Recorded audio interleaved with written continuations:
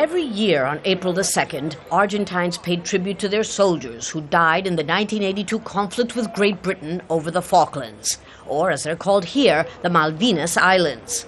It's also an occasion to insist that if not victory, at least justice was on Argentina's side.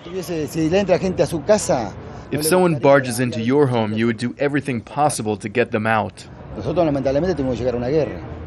Argentines would be the first to admit that there are very few things that they all agree on. But the conviction that the Falkland Malvinas Islands belong to Argentina is one of them.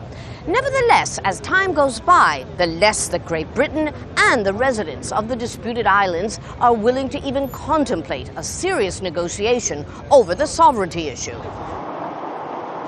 Since the 1982 Argentine invasion and war with Britain, the South Atlantic islands have grown prosperous from fishing and tourism. And now, British companies have begun drilling for oil, a new finger in the wound for Argentina. So this means that the islands have become more interesting from an economic point of view, sustainable perhaps, and therefore, it's more difficult for Great Britain to go back, if it ever thought of going back, to its policy of the 60s or 70s of sort of gently letting go. So, on this anniversary, Argentina's president is using the oil issue to reinforce nationalist passions, accusing the UK of usurping this country's resources. Va ser eterna. The battle will remain eternal, but not like in the past with the use of force. We will wage a profound cultural, diplomatic, and political battle on all fronts. It's not just territorial. It's about our right to manage and claim resources that are ours.